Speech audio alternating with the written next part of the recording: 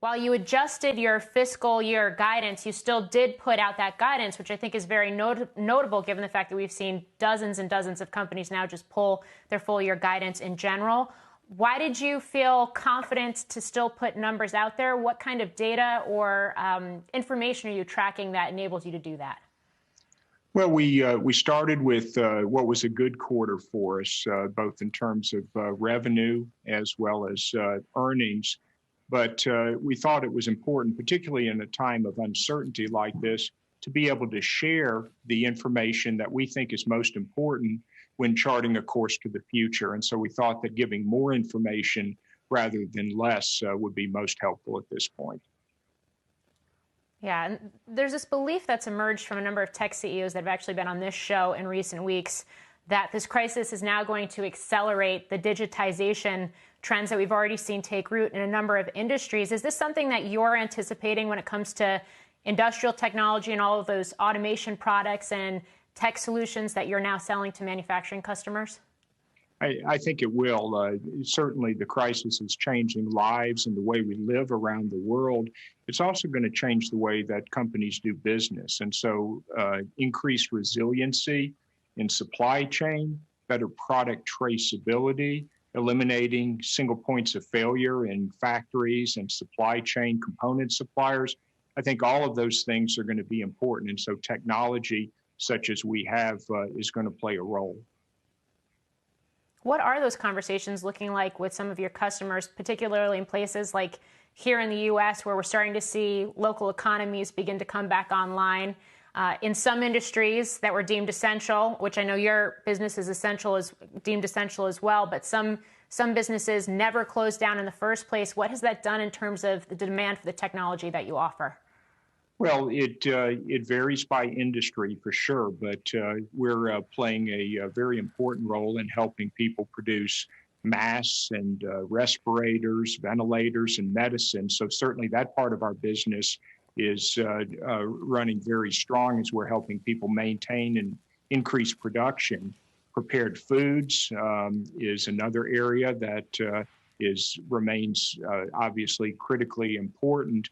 And throughout all the industries we serve, there is a degree of additional remote support, remote engineering that we think is especially important right now, but will remain important in the world that we emerge into.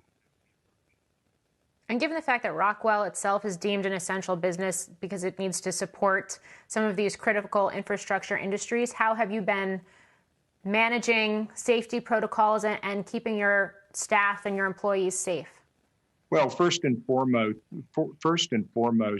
looking at implementing measures that maximize the safety of our employees. So starting with our employees that are in our manufacturing facilities around the world, we've made dramatic changes in the workflows to increase social distancing, to implement special deep cleaning procedures. And then for those who can continue to work from home, then we've encouraged that portion of our workforce to do so. Many of us have been working from home for over a month and a half now.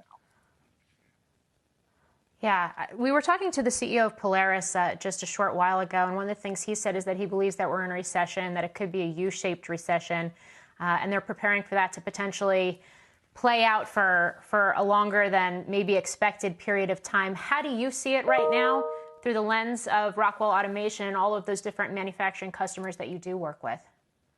Well, we've taken a significant amount of cost reductions to align our structure with current demand, but we've also adopted as a fundamental philosophy the preservation of talent because that is our most important asset, and to be ready to come back and participate in the recovery is crucial for us.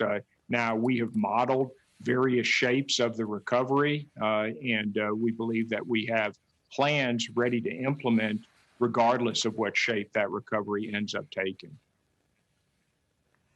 I'm just curious what you think ultimately the factory of the future is going to look like, especially now as things like social distancing and some of these newer safety protocols maybe take root and become a much more permanent practice. Yeah, it's a good question. There's still going to be people in the factory of the future. It's going to be people who are valued for their decision-making skills and who are comfortable interacting with the technology. So it's both to be able to compete effectively, but also to have the decision-making and the creativity to create new lines of business. And that's going to be more important than ever for manufacturers to be flexible and to be able to rapidly adjust to rapidly changing demands.